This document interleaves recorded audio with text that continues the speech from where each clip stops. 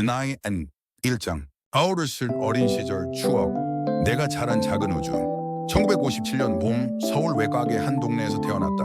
빨간 벽돌집들이 다닥다닥 붙어있던 그 골목길이 내게는 온 세상이었다. 지금은 아파트 단지로 바뀌어버렸지만 그때 그 정겨운 풍경은 내 마음속에 영원히 남아있다. 우리 집은 작은 2층 양옥이었다. 1층에는 거실과 부엌, 작은 방이 있었고 2층에는 부모님 방과 우리 형제들 방이 있었다. 지금 기준으로는 정말 작은 집이었지만 그때는 그게 전세계였다. 마당에는 어머니가 가꾸신 작은 텃밭이 있었다. 봄이면 상추와 깨십, 여름이면 토마토와 오이가 자랐다. 어머니를 따라 물을 주며 철수야, 이 상추 얼마나 싱싱한지 봐라 라는 말씀을 들을 때가 가장 행복했다. 마루 밑에서 찾아낸 둥근 구슬들로 골목에서 구슬치기를 하던 오후들도 소중한 추억이다. 마당 한쪽에는 작은 우물이 있었다. 지금은 상상할 수 없지만 그때만 해도 지하수를 길어 올려 쓰는 집들이 많았다. 여름이면 그 차가운 물로 수박을 식혔는데 그 시원한 맛은 지금도 잊을 수 없다. 골목 아이들과 뛰어놀던 기억도 생생하다. 저녁 무렵이면 숨바꼭질과 술래잡기가 시작됐다. 김할머니 댁 담장 뒤나 박 아저씨 집 대문 옆이 최고의 숨을 장소였다.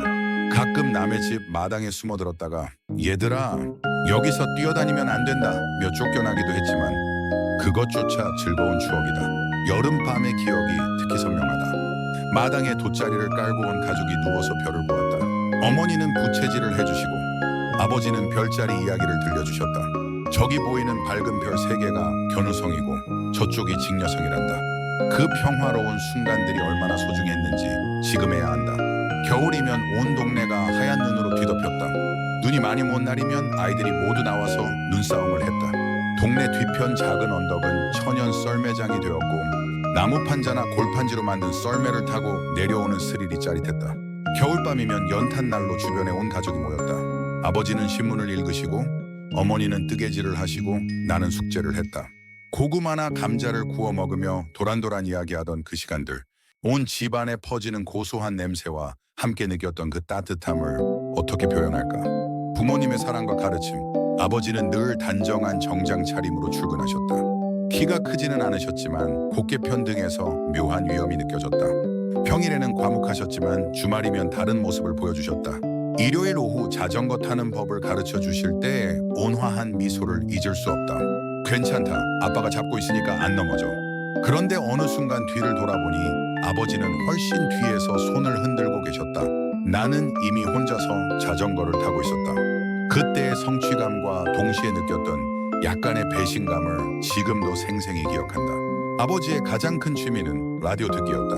저녁 식사 후면 거실에 앉아서 작은 트랜지스터 라디오로 뉴스를 듣거나 옛날 가요를 들으셨다. 기분이 좋으신 날에는 라디오에서 나오는 노래에 맞춰 콧노래를 흥얼거리셨는데 그 모습이 참 정겨웠다. 아들아, 공부만 하지 말고 가끔은 바깥에서도 놀아라. 아버지가 가끔 하시던 말씀이다. 지금 생각해보면 아버지는 공부도 중요하지만 아이다운 추억을 만드는 것도 중요하다는 걸 아셨던 것 같다. 나중에 아버지가 치매에 걸리신 후에 알았다. 아버지도 젊었을 때 글을 쓰고 싶었다는 꿈이 있으셨다는 것을. 그 꿈을 포기하면서까지 우리를 키우셨던 것이다. 어머니는 아버지와는 완전히 다른 스타일이셨다. 늘 집안에서 바쁘게 움직이시면서도 언제나 따뜻한 미소를 잃지 않으셨다. 내가 학교에서 돌아오면 가장 먼저 물어보시는 것이 오늘 점심은 맛있었니? 였다. 그때는 당연하게 여겼는데 지금 생각해보니 어머니는 항상 내가 잘 먹고 잘 지내는지를 가장 먼저 걱정하셨던 것 같다. 어머니의 손맛은 정말 특별했다. 특히 김치찌개를 끓이실 때면 부엌에서부터 고소한 냄새가 온 집안에 퍼졌다. 뚝배기에서 보글보글 끓고 있는 찌개를 보면 배가 고프지 않아도 자연스럽게 침이 고였다. 엄마 이거 언제 다 익어? 내가 부엌문 앞에서 묻곤 하면 조금만 더 기다려 금방 돼 라고 대답하시며 국자로 찌개를 한 번 더 저으셨다. 어머니와 함께했던 시장 보기도 특별한 추억이다. 매주 토요일 오전이면 어머니는 큰 보자기를 들고 나를 데리고 전통시장에 가셨다. 야채는 눈으로 보고 사는 게 아니라 손으로 만져봐야 한다. 며 싱싱한 것들만 골라내시던 그 신기한 손놀림. 시장에서 집으로 돌아오는 길에는 어김없이 달고나나 뻥튀기를 사주셨는데 그걸 먹으며 집까지 가는 짧은 거리가 세상에서 가장 달콤한 시간이었다. 무엇보다 어머니는 훌륭한 이야기꾼이셨다. 잠자리에 들기 전이면 내 침대 옆에 앉아서 옛날 이야기를 들려주셨다. 흥부와 놀부, 콩쥐, 팥쥐, 때로는 어머니가 직접 만들어낸 이야기들까지. 어머니의 목소리는 마법과도 같아서 그 이야기를 듣다 보면 어느새 그 속 주인공이 된 기분이었다. 우리 아들은 커서 뭐가 되고 싶니? 어머니가 가끔 물어보시곤 했다. 나는 그때마다 다른 대답을 했다. 대통령, 선생님, 아빠처럼 회사원. 그럴 때마다 어머니는 그래, 우리 아들은 뭘 해도 잘할 거야 라며 머리를 쓰다듬어 주셨다. 그 무조건적인 믿음과 사랑이 내가 세상을 두려워하지 않고 살아갈 수 있는 힘을 준 것 같다. 학교 생활과 첫 깨달음. 1963년 3월 초등학교 입학식 날이 왔다. 새로 맞춘 교복이 뻣뻣해서 움직일 때마다 바스락거렸고 어머니가 정성스럽게 준비해 주신 새 가방에는 연필과 지우개, 공책이 가지런히 들어있었다. 가슴에 달린 1학년 3반 김철수라고 적힌 명찰이 마치 훈장처럼 자랑스러웠다. 교실에 들어서는 순간의 기억이 아직도 생생하다. 나무 책걸상들이 가지런히 놓여있고 칠판 위에는 새 학기를 축하합니다 라고 적힌 글씨가 있었다. 창문 쪽에는 화분들이 놓여있었는데 봄 햇살을 받아 반짝이는 나무잎들이 마치 나에게 인사하는 것 같았다. 첫 담임 선생님인 이영희 선생님은 정말 천사 같으신 분이었다. 20살 남짓한 젊은 여선생님으로 언제나 밝은 미소를 지으시고 아이들 하나하나의 이름을 금세 외우시는 모습이 신기했다. 특히 누가 실수를 하거나 울음을 터뜨려도 절대 화를 내지 않으시고 다독여 주시던 모습이 인상적이었다. 얘들아, 우리 모두 친구가 되자. 그리고 서로 도와가면서 공부하자. 선생님의 첫 인사말이 지금도 귀에 남는다. 내 옆자리에는 박영수라는 아이가 앉았다. 첫날부터 우리는 묘하게 죽이 잘 맞았다. 쉬는 시간이면 운동장으로 뛰어나가서 술래잡기를 하거나 교실 뒤편에서 딱지치기를 했다. 영수는 특히 바람을 이용해서 상대방의 딱지를 뒤집는 기술이 정말 뛰어났다. 하지만 학교 생활이 모든 게 순탄하지만은 않았다. 특히 급식 시간이 나에게는 시련이었다. 집에서는 어머니가 내가 좋아하는 반찬만 차려주셨는데 학교 급식은 그렇지 않았다. 특히 시금치 나물을 정말 싫어했는데 선생님이 편식하면 안 된다며 다 먹을 때까지 자리에서 일어나지 못하게 하셨다. 어느 날은 시금치 나물 때문에 점심시간이 다 지나도록 교실에 혼자 앉아 있었다. 다른 아이들은 모두 운동장에서 놀고 있는데 나만 혼자 시금치 나물과 씨름하고 있었다. 그때 영수가 교실로 돌아와서 아무 말 없이 내 옆에 앉아서 나도 시금치 싫어해 라고 속삭여 주었다. 그 한마디가 얼마나 큰 위로였는지. 첫 받아쓰기 시험 때의 일도 잊을 수 없다. 열심히 공부했다고 생각했는데 막상 시험을 보니 생각보다 어려웠다. 특히 의와 이의 구분이 헷갈려서 몇 개를 틀렸다. 시험지를 돌려받을 때 빨간 펜으로 큼지막하게 적힌 85점을 보고 마음이 무너졌다. 집에 가서 시험지를 어머니께 보여드리면서 울먹였다. 엄마, 나 바보야? 그러자 어머니는 나를 꼭 안아주시며 바보가 아니야. 85점도 정말 잘한 거야. 그리고 틀린 건 다시 공부하면 돼 라고 말씀하셨다. 그때 배웠던 대대로만큼에 왔나. 실수는 부끄러운 게 아니라 배움의 기회라는 것을 12장 인생의 전환점, 꿈을 찾아가는 과정. 고등학교 3학년 1974년 가을 대학 입시를 앞두고 진로를 정해야 하는 시점이었다. 그때만 해도 지금처럼 다양한 진로 정보가 있지 않았고 대부분의 학생들은 성적에 맞춰 대학과 전공을 정하는 게 일반적이었다. 아버지는 안정적인 직업을 원하셨다. 공무원이나 은행원이 되면 평생 걱정 없이 살 수 있다는 게 아버지의 지론이었다. 그 시대만 해도 철판통이라는 말이 있을 정도로 안정적인 직장이야말로 최고의 가치였다. 하지만 나에게는 다른 꿈이 있었다. 중학교 때부터 문학에 관심이 많았던 나는 작가가 되고 싶다는 막연한 꿈을 품고 있었다. 특히 소설가 이문구의 작품을 읽고 나서는 더욱 확신하게 되었다. 농촌을 배경으로 한 그의 소설 속에서 우리 민족의 삶과 애환을 고스란히 느낄 수 있었다. 어느 날 저녁 용기를 내어 부모님께 내 꿈을 털어놓았다. 아버지, 어머니, 저는 작가가 되고 싶어요. 국문과에 가서 문학을 공부하고 싶습니다. 거실에 한동안 침묵이 흘렀다. 아버지는 신문을 내려놓으시고 심각한 표정이 되셨다. 작가? 그걸로 어떻게 먹고 살려고 그러니? 예상했던 반응이었지만 막상 들으니 마음이 무거웠다.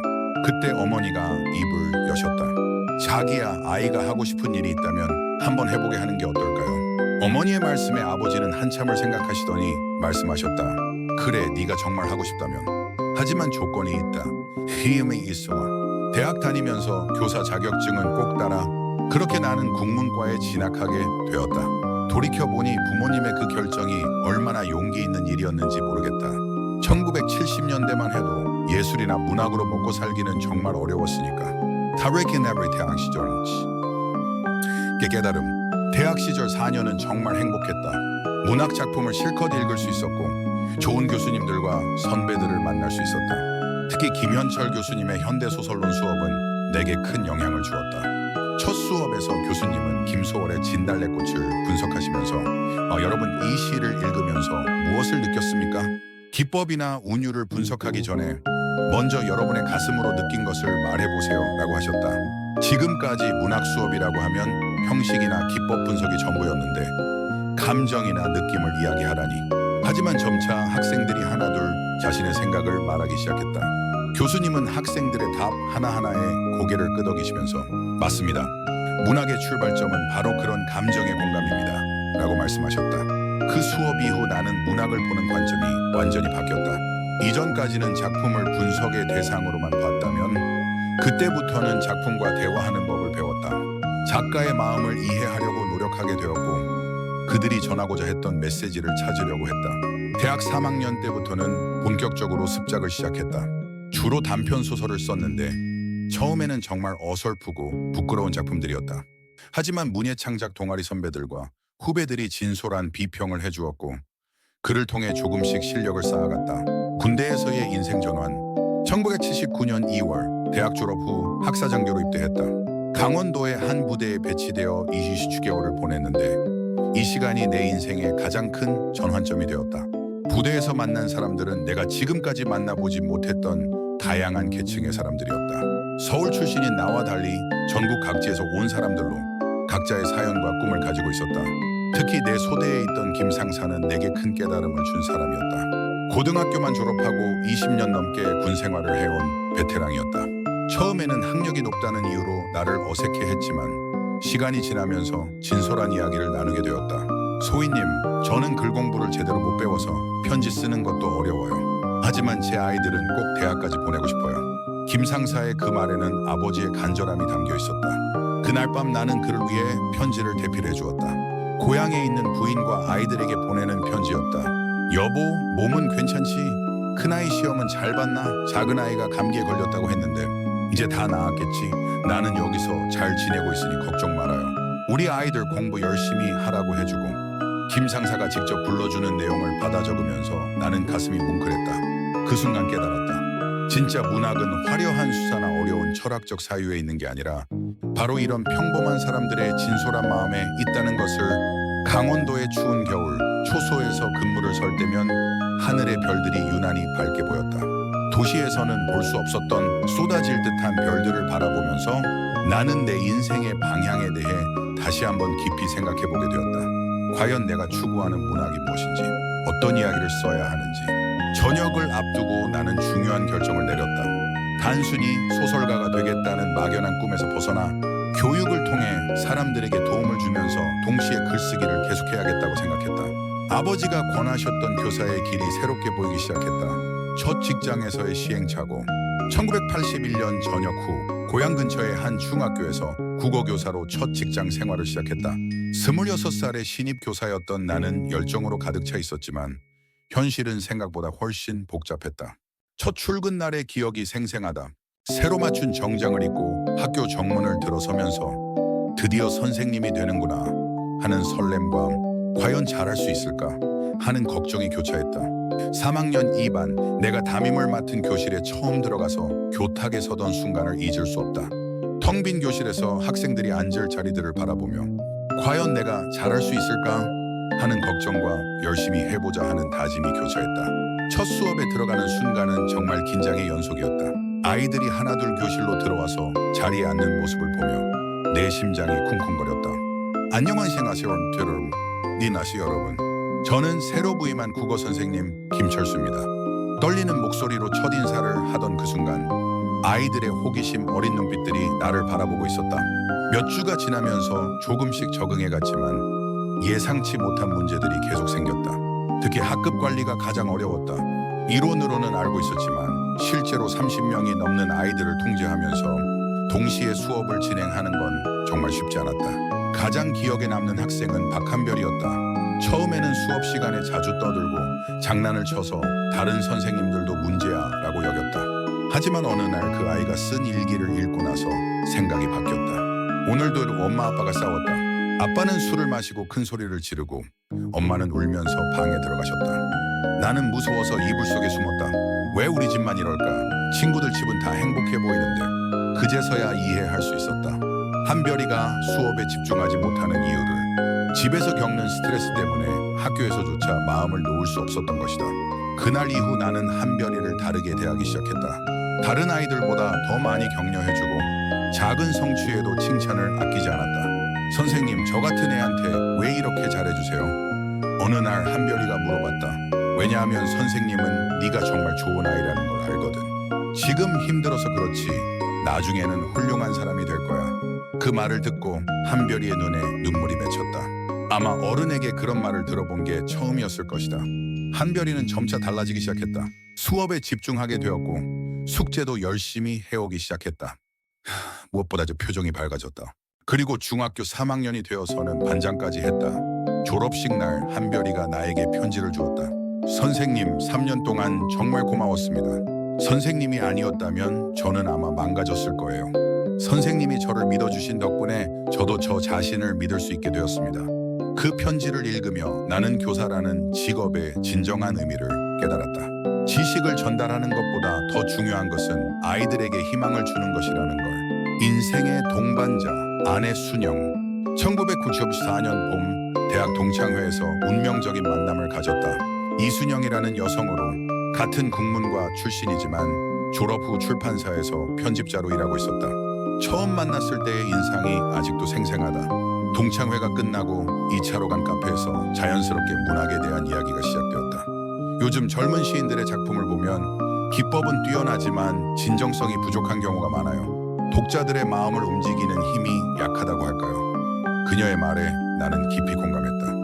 그날 이후 우리는 종종 만나서 문학에 대한 이야기를 나누었다. 그녀는 출판 현장에서의 경험을 바탕으로 한 실무적인 지식을, 나는 교육 현장에서의 경험을 바탕으로 한 현실적인 관점을 서로 나누었다. 사귄 지 1년 정도 후 나는 그녀에게 프로포즈를 했다. 우리가 처음 만났던 그 카페에서였다. 순영아, 나와 결혼해 줄래? 함께 문학을 사랑하고 서로를 사랑하면서 살아가자. 그녀는 한참을 생각하더니 네, 좋아요 라고 대답해 주었다. 1995년 10월 우리는 결혼식을 올렸다. 크지 않은 결혼식이었지만 정말 소중한 사람들이 모두 와주었다. 특히 내가 가르쳤던 학생들이 와서 축하해 준 것이 가장 기뻤다. 신혼 초기에는 모든 것이 새롭고 행복했다.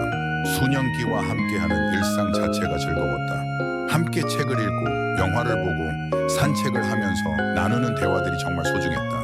수년기는 단순한 아내가 아니라 인생의 동반자이자 조언자였다. 특히 내가 글을 쓰는 일에 있어서 그녀의 역할은 절대적이었다. 내가 쓴 원고를 가장 먼저 읽어보고 솔직한 의견을 말해주는 첫 번째 독자이기도 했다. 이 부분은 좀 지루해요.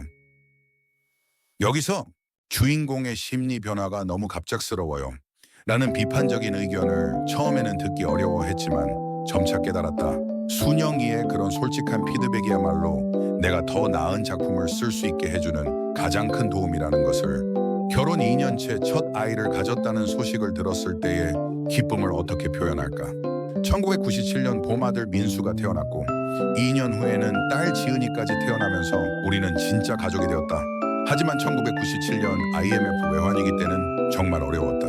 나는 교사였기 때문에 해고될 위험은 없었지만 수년기가 다니던 출판사가 문을 닫게 되었다. 설상가상으로 둘째 아이까지 가져서 경제적으로 정말 막막했다. 여보, 미안해요. 이런 때 일자리를 잃다니. 수년기가 자책하는 모습을 보며 나는 마음이 아팠다. 하지만 수년기는 굴복하지 않았다. 집에서 번역 일을 시작했고 때로는 과외도 했다. 임신한 몸으로도 가게에 보탬이 되려고 최선을 다했다. 우리가 힘들다고 해서 꿈까지 포기할 수는 없어요. 당신은 계속 글을 쓰세요. 나중에 우리가 여유로워지면 그때 더 많이 써도 되니까. 순영이의 그 말 덕분에 나는 어려운 시기에도 글쓰기를 포기하지 않을 수 있었다. 지금 28년을 함께 살아오면서 느끼는 것은 수년기와의 결혼이야말로 내 인생 최고의 선택이었다는 것이다. 그녀 없이는 지금의 내가 있을 수 없었다.